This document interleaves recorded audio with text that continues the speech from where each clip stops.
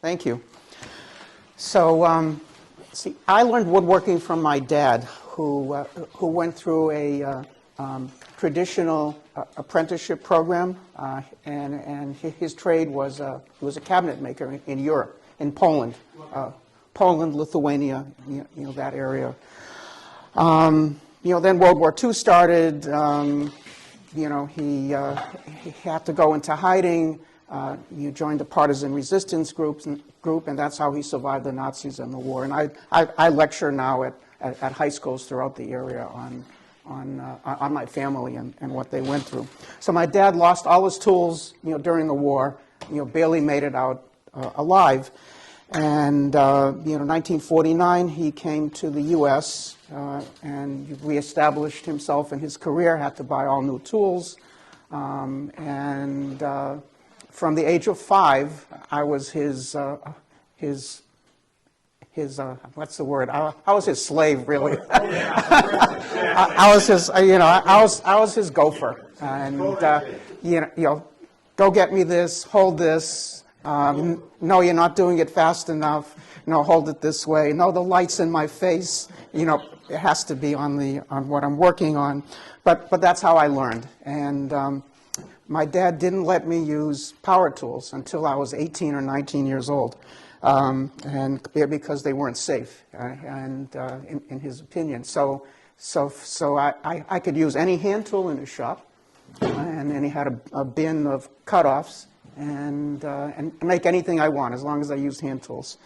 And at the time, I resented it because I wanted to use the router and the table saw and all these, and the drill press and all these great things. But as I got older, I learned to appreciate it because it gave me a love of hand tools and the basic skills to use hand tools. And that's why I lead the hand tools group now. So as my dad's assistant, my dad didn't like to sharpen, but he did. He used oil stones, which is what people used. And he grew up in the 30s. That's when he was doing his apprenticeship. Everything was oil stones. This is one of his stones. This is a little probably 1950s era Formica case that he made, and that's what I grew up using. He used motor oil and kerosene, and to thin the oil. And it was dirty and it was grimy, and I hated it. And I don't think he liked it either. In fact, I recall working on a project with him, and he had a dull chisel, and he took out his belt sander and used the belt sander to sharpen the chisel and get back to work. So, 1991, I came to the Guild, and I met John Siegel and Terry Moore and at Shaker Village, actually Wood Days. And I went up because I was interested in the Shakers, but lo and behold, the Guild was there. And most of the people in the Guild at the time were using water stones. And I thought, here's one of my water stones. This is a 1,000 grit water stones. And I thought that was fantastic because it was water, the cleanup was easy. I think I had a set of 800, 1,000, 1,200, and 6,000 grit water stones that I bought. I think I bought them online from Garrett Wade, or one of the Japanese woodworking places. And that's what I used for years. And I liked it because it was clean and it was easy cleanup. But the more I used the stones are soft, so they started developing a they weren't flat anymore. And then I realized, you have to flatten them on a regular basis. So that was kind of a pain, but I used a piece of float glass and sandpaper, and that's how I would flatten my my Japanese water stones. All right. So and at the time I bought my first honing guide, and this was a cheap, I think made in Taiwan honing guide. And I actually wore out the wheel on it. It's all wobbly now. Lee Nielsen makes an upgraded version of this one that's quite nice. This is the cheaper version, but it did work. And basically, I obsessed about getting the ultimate edge, and would dutifully spend time sharpening on my various stones and getting really nice mirror edges on it. But it wore out. And then I discovered Veritas Tools, who makes beautiful. I'm sure you're all familiar with them. They make beautiful tools. You're very well designed, very well machined. And I bought this guy. This is their MK1, and it came with a little plate here, that you could use to set up the blade. And here's a plain blade. Most of my blades are at 25 to 30 degrees. So what you would do is you would set this. This has this has a little thing that rotates, and so you would set it up. And it has little numbers on it. So this is 25 degrees. You tighten it down, and you would put the blade in here, and put it down here, and then you kind of roll it up. And I can do this here so that people can see. You kind of roll it up to where it comes in right up against the guide, and tighten the screw, and it's set for 25 degrees. It was a little cumbersome, and then I found out that you could make one of these jigs. There's an article on the Lee Nielsen site about how to do it. And basically, instead of using that, you would just, I'll just loosen this up. So it's set up by the distance that it is from the edge. So I have 30 degrees, 25 degrees, and 20 degrees. So you just put this up right here, like this, and move this up like that. And the nice thing about this is that the blade is now pretty square to the you're perpendicular to the honing guide. And you tighten it down. You could also use like a little square on the side, if you could fit it in there, to make sure that it's perpendicular to the honing guide. And then so if we, I made these little holders for the water stones. And that would fit. And then I'd always use like a little mat to keep it from moving. On my bench, I have a vise here, and I could clamp it into the vise, but this is set up a little differently. Anyway, so you do that. It's water, and usually these are soaking in water, but I've had it out of water for a while because I didn't want to transport water. And the neat thing about the honing guide here is that it allows you to put a micro bevel on the blade after you pretty much have it honed. So there's a little arrow here on this knob. So the arrow you'd start out with the arrow up. You put it here, and then just watching people sharpen is like watching grass grow. So I'm not going to spend a lot of time, going back and forth. But this is the 1,000 grit. I would move up and finally end at 6,000 grit.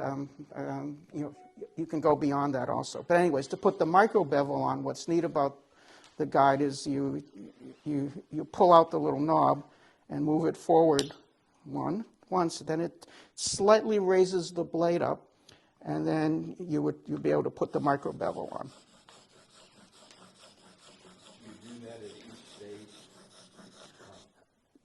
Well, no, I'd probably bring it up to 1,200. Then I'd start with the micro bevel. I didn't talk about the back, because the back of the blade, because this blade is actually in good shape. Sometimes you get a blade, especially if you're buying it like an antique blade, or maybe you dropped it on the ground and it's chipped. So then you would have to clean up the chip. So I still have my dad's old grinder. So I used to use the grinder, and then when I joined the guild, I met John, and John developed that 4x36 belt sanding system, and I switched over to that because I started using that for my turning tools, but now I use it to flatten the backs on old blades. If it's the edge is really bad, I use that to redo the bevel.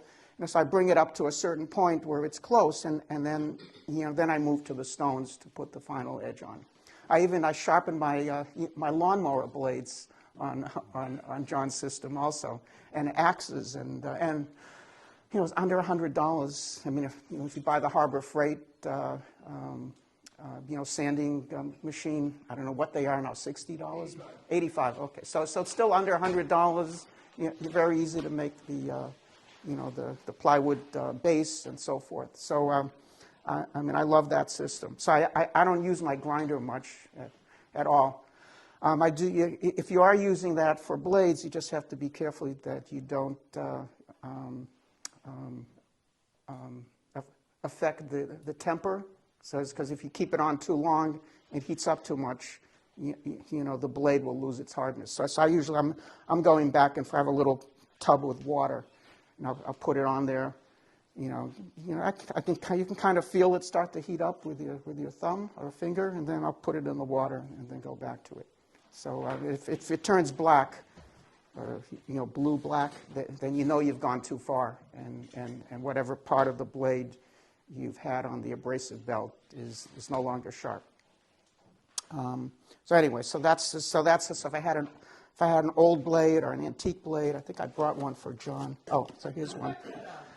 That micro bevel, is that a third angle? Is that your secondary bevel? Or is that like Yeah, it's the secondary bevel. So instead of having to, you know, to bring the whole edge, the whole bevel to razor sharpness, you use the you flick it to the micro bevel, and it's only like maybe a 1/16 of an inch on the bevel that's getting to like where you can, you know, shave hair off your arm. So you know, so that's one of the neat things about the, you know, the Veritas system. I think they're the only ones that have that little knob on the side that you can use. So Lou, the micro bevel is only at the last stone, the highest grit. I think I would usually start like maybe at 1200, at my 1200 stone, and then, you know, then finally move, you know, because you get it close to where it should be, and then, you know, and finally up to 6,000. I think I have an 8,000 stone that I used to use. You can get it so you can, you know, it's highly polished. You can see your face in the, you know, in the bevel, and so I used to stress about that, and I used to wanted to get my stones really, really, really sharp. But then what I discovered was that because of the process of setting up these various honing guides, and you know, there's time involved in setting it up and getting it all right, that I wasn't sharpening. That if I was in the middle of a job, and I was making a joint, I would focus on the joint, and I didn't want to take the time away to go set up the jig and sharpen. And so I found that I wasn't sharpening, that I would just continue using a dull chisel or a dull blade, and it was okay. And you know, so I kind of lived with that. Or I would try, like, you know, the night before, I would sharpen up my chisels, or if I had some spare time, so that they'd be ready to go. But I didn't always do that. And I think I was stressing too much, you know, about the quality of the edge that I was trying to make. Anyways, you know, we go forward. 2018, I discovered Paul Sellers, who's my favorite, you know, woodworker to watch on, you know, on the internet, on YouTube. So if you haven't seen him, you can just Google paulsellers.com, and he's got a ton of videos online, and I mean, all sorts of demonstrations, and he's fantastic. He's a retired, you know, British woodworker, spent 50 years at the bench, has incredible skills, but on top of the incredible skills, he's an incredible teacher. So some people have the skills, but they don't have the ability to teach, and which is another skill. And he's got that gift, and I absolutely, you know, love watching him work. So I started watching Paul Sellers, and one of his big things is that, you know, hand tools. He's really into hand tools, and that you don't need a ton of money to get into woodworking. if you remember Norm Abram on TV, and he had this beautiful shop with probably $15,000 worth of equipment there, and he gave the impression you needed all that equipment in order to do woodworking, and you don't. And that's one of Paul Seller's big things. And he said you can buy used tools, used chisels, and for a small amount of money you can get into woodworking. And one of the things that was really neat is that he was really into these Aldi's. Yeah, you've all shopped at Aldi's. They're in the area now. It's a German supermarket chain. But they also once a year would sell tools, like usually around Father's Day time. And he loved their chisels, and so I ended up buying a few sets. And these are about $10. I don't think they're doing them anymore. Maybe if they're doing them, they're with plastic handles. But he was right. I'll pass these around. So I bought a few sets. The steel was quite good for like a $3-4 chisel. And I didn't modify it. I took off the hoops and I didn't like the blade. The handle was a little bit too long, so I put it on my lathe and I cleaned it up a little bit, and I put like a brass hoop on here.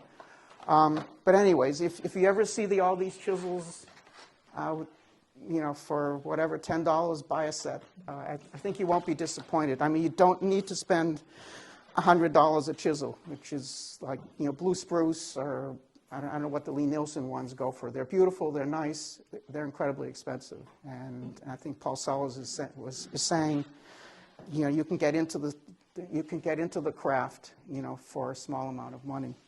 And actually, the old saws I think are much better. The old chisels, the steel is much better because it was made by craftsmen who knew how to work metal. Okay, so that's my spiel on all these. So the other thing that Paul Sellers that I does or uses for sharpening, he uses diamond stones, and 3 diamond stones. You can Google he has like a 40-minute video on that. So he's got 3 diamond stones, 300, 600, and 1200 on a single piece of plywood and a leather strop, which is separate. And he does it all freehand. So, he's got 50 years of muscle memory there, and he does a beautiful job. I don't have the muscle memory, but he inspired me. So anyways, so it was because of him I switched to diamond stones. So what I use is it's the DMT Duo Sharp Diamond Stones. So these stones have 2 sides. And so it has little blue, has little dot, markers on them to identify, the grit size. So let's see, right. Black is 220, blue is 325, red is 600, and green is 1200 grit. So this is essentially 4 stones, and there's little plastic things here that you can take out and to flip the stone back. And it comes with these little stands, have rubber feet on it, so it pretty much stays in place, or you can put it on this, and it stays in place even better.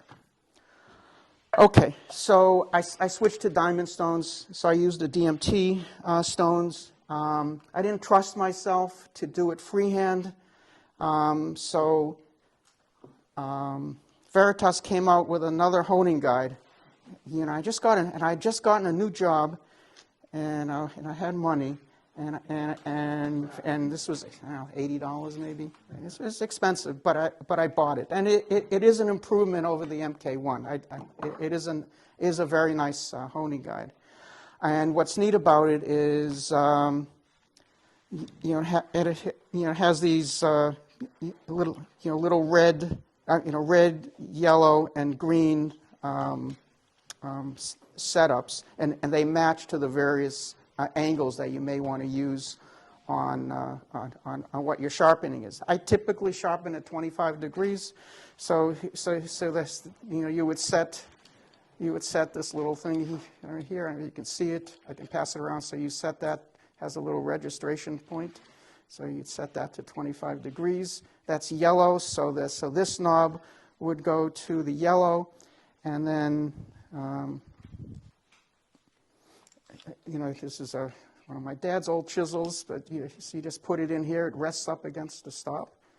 It's perfectly perpendicular and square to the edge. Like that. Just tighten it down.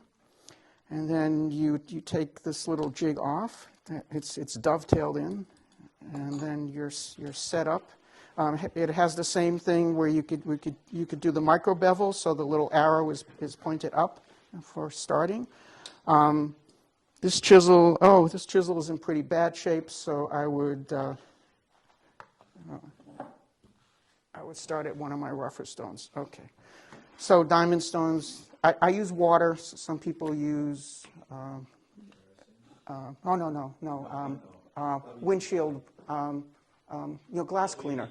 No, glass cleaner. Windex. Yeah, Windex, or I think people say not to use Windex because it has ammonia in it. So if you use the car, the Windex designed for your car your windshield, it doesn't have ammonia in it.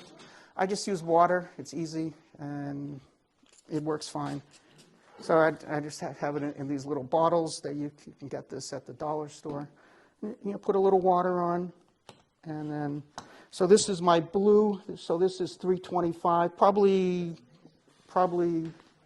I would start at 220 given the condition of this chisel, but I don't want to bore you with me having to change out the stones. But it's similar to the other. Actually, it's moving around. We'll put it on this. So it's similar to the Veritas MK1. And you just keep moving. You guys know how to sharpen. So, it's just a matter of, it's really what you're comfortable with. Do you want to, water stones are great. I've moved to diamond stones because I don't have to worry about it, you scalloping out. It stays flat. Eventually they will wear out, but it's probably a lifetime of use in here. So these will pass on to someone else someday. So you'd work through the various grits. Has the micro bevel thing, so you can turn that, and then that would put the micro bevel on.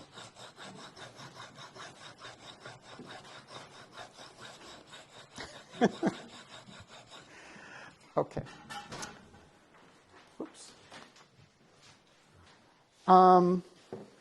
Let's see, what else did I want to show you? Yeah, so yeah. So after you do the micro bevel and you're moving up to finer grits, Yeah. you stay at the micro bevel setting. You don't go back down to the primary bevel.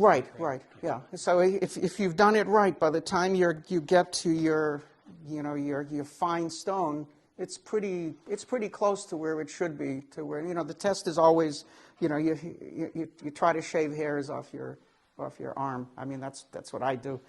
Or you could use a piece of paper and you could feel how. So once you set the micro bevel setting, it shouldn't take as long to go through the steps because you're just machining or just going a finer edge on it. Right. You're just finally getting to that point where it's razor sharp. Yeah, Tony. So, I watch a lot of videos. Some people use a grinder and you end up with a hollow grind, even though John says you shouldn't do that, right? So, they claim if you have a hollow grind, you don't need a fixture, because when you put the bevel down on the stone, Right. you can actually determine, because it contacts the front and the back, so you can determine that angle very easily and maintain it. Right. But that asks another question. Do you really need a flat bevel, or can you work with a hollow ground? And I guess there's two schools of thought on that. Maybe you could talk about that. And the other question is, if you start out with a flat bevel and you put a micro bevel on, how does that change how you use the tool? Because you're no longer rubbing the big bevel, right? Don't you have to lift the tool up a little bit to engage the micro yeah. bevel? So the micro bevel is like maybe 2 degrees. I mean, it's tiny. So, but it's just enough so that I've never had an issue with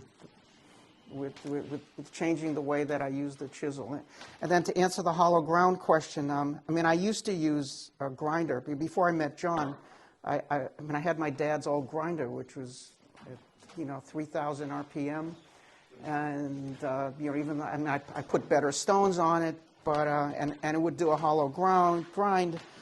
But I don't do that anymore. I mean, once I switched over to the belt system that John invented, and it's moving at 1725 RPM, and it works great. So I don't do the hollow grind because I have something better, which is John's method. So I don't know. Hopefully that. Oh, I've got 5 minutes left. Okay. So all right. So so I spent the money on all these jigs, and I found that I wasn't sharpening my chisels in the middle of projects because of the hassle of setting up the guide. So I said, all right, Paul Sellers does freehand sharpening. I'm gonna learn how to do that. And it's all about practice. And like I play tennis, and you watch YouTube videos on tennis. It's all about muscle. They talk a lot about muscle memory, about the muscle memory of taking your racket back and getting in the right position and swinging about a high to get topspin on your ball and all that stuff. It's the same thing with here. How do you get to Carnegie Hall? Practice. So that's what I've been doing. So, since probably for the last 2-3 years. I've been working on my skills to just sharpen freehand, and I find it changed my life almost. It changed my woodworking life because now, I'm in the middle of a project, and I've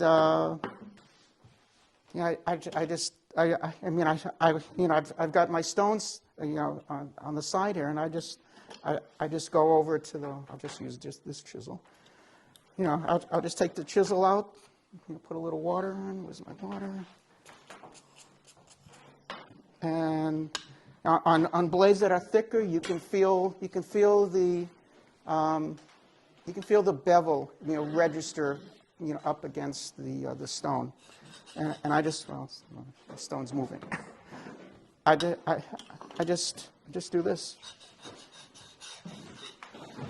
And it's not perfect. I mean, I don't have 50 years at the bench like Paul Sellers, but my muscle memory is getting better, and I can put a pretty good edge on, just by doing it freehand. I didn't talk about stropping. So after you've done, you've gone up to 1,200 on your Diamond Stones, then what Paul Sellers does and what I do now is, so I've got a piece of leather on a piece of plywood. I use the green paste. So you just put some of that on. That's emery paste, though, right? No, it's well. This is French. It's from France. It's probably a lot. Well, it's green. Yeah, green compound. Paste compound. Yeah, buffing compound. Buffing. Yeah. Why don't you use diamond paste? I do have that too. I just haven't gotten to it yet. So this will put your final edge on. Would you use a strop if you were using the Veritas finish it up with a strop. Yes, I'd still do that, because the green, I started investigating, grits. So like I've got, so diamond paste, so I've got 1 micron and 4 micron diamond paste. So 4 micron diamond paste is 5,000 grit, 1 micron diamond paste is 14,000 grit, and the green buffing compound is 60,000 grit, at least from what I investigated the other day. So you could, in theory, and I don't often do this, but I do have the diamond paste here. Basically, a lifetime supply. If it dries out, you could put a little bit of mineral oil in, and to rejuvenate it, and basically you have to be careful of contamination. So you need a separate. I use plywood. But you could also use MDF, but you want to keep this I have labeled 4 microns, so I will only use 4 micron diamond paste on this. This one is 1 micron diamond paste, so I would only use that on it. And then I have little popsicle sticks, and again I have those labeled also because you don't want to contaminate the microns. So this is a 1 micron. What did I open up here? Yeah, this is the 1 micron. So you see, you could just take a little bit out, just put a little bit on. You can just use this blade, and again, I'm doing it freehand. And let's go back and forth, and you don't need to do a lot of it. You're only going one direction. Yeah, because I'm putting downward pressure on it. Can you do that with your jig?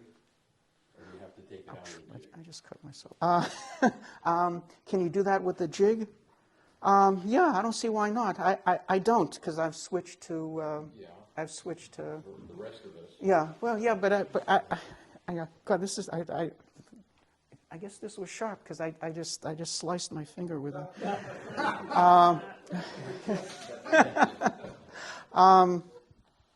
Yes, so you could do it with the jig. I guess you'd have to be careful that the roller, because there's going to be residue on the roller, so you don't want to contaminate. So I guess if you kept your roller down here, or kept it clean, maybe cleaned it off between sharpening. Okay, I'm running out of time. Okay, so let me see if there's anything else. It's polishing and yeah, and So it's not critical that the angle be maintained so much as it is just to sharpen the surface, smooth the surface. Lou? Yeah. They've done actual, Fine Woodworking actually did a scientific study on stropping, the merits of stropping. And under a high-powered microscope, they have shown that the edge of a strop surface is so much more consolidated than the edge of a surface that comes straight off of a stone. So when you think about, well, what's it really doing? It's consolidating that edge so that when you are paring or cutting, whatever you're doing, the edge is more consolidated, so its tendency to become unsharpened or less sharpened is less than if you were to just take it off of a stone, even like a 10,000 stone. So the more stropping that you do, the better that edge becomes. But again, after you make a couple of cuts, especially in a harder wood, you've gone from a very, very highly sharpened edge to a pretty sharp edge. But that's when people, I sharpen my stuff on a 50,000 stone. I said, well, good for you. I said, after you make your first pass, it's like back at an 8,000. So what's the point, other than you're giving a lot of money to the company. But stropping is very valuable, especially for carvers. If you know how to sharpen properly and you learn how to strop properly, you really have to put your tool back on any kind of a sharpening stone or any kind of a jig or anything. All you have to do is strop. You just don't let it get too dull. That's the whole key. As soon as it starts to get a little bit dull, you re-strop and get a good stropping paste. I mean, they have some crap ones and they have some higher end ones, and they really have the benefit. Yeah, so this stuff is from France. I bought it on Amazon. It's really high quality. The last thing I just want to show you is that you can get diamond stones at Harbor Freight. We were talking about them earlier. You know, they're not bad. I mean, these stones are about $100 a piece. But I've got the stones from Harbor Freight, and I'll use them to sharpen my axe or a your carving axe, and that's just a matter of, well, this is 260, but it's just a matter of moving them back and moving them in like a round motion. Sharpens pretty quickly, and so I think this is maybe $10 for 3 stones at Harbor Freight, and I think it delaminated, but I just glued it back on with with crazy glue. So so that's a way you can get into it, cheaper rather than spending $100 a stone. Okay, I think I'm out of time. So thank you. Yeah. Quick question. From us mere mortals, when you're talking about 60,000 grit, are you talking about dissecting brain tissue? No, I mean, I used to stress over it. I used to get my blades. I used to get my blades up to a point where I could see my face in them, but I don't do that anymore. Yeah. So anyways, I don't have the skills of Paul Sellers. I'm trying to get there, but doing it freehand has really freed me up in that I don't stress about the edge. I get it pretty close, and I can get back to what I really want to do, which is cutting a joint. Yes. If any of you are interested in diamond stones, Trend makes a really nice bench stone. It's a 300 grit on one side and 1,000 on the other. Goes for around $100, maybe $85 on sale. Don't buy it. You go on eBay, there's a company that produces the exact same stone with either 300 and 1,000 or 400 and 1,000. It's $24. You can't buy enough to have a throw for it. Every time I see it on sale. They're the same quality stone. There's one thing that I wanted to show. Be careful. The Trend stones have that very distinct diamond shape, where the other stones that they sell on eBay, diamond, have a weirder pattern. You want that cross-hatched diamond shape because that's the exact stone that Trend sells. It's unbelievably inexpensive and quality. Okay, so I just wanted to show one more thing. If you want to get into freehand, but are concerned about it, there's a guy, Dave Barron, who's a British woodworker, and he was selling these little jigs. And what it is, it's a magnet on one side and a glass vial with a bubble on the other side.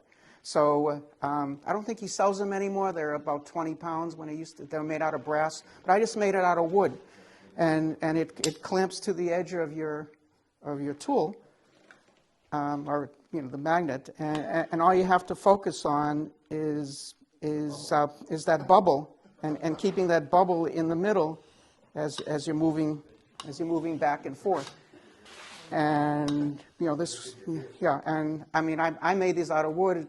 Pretty. You can get the bubbles on Amazon. The magnets you can get anywhere. And so I have one for 20, 25, and the first one I made, I had this, so 30 degrees.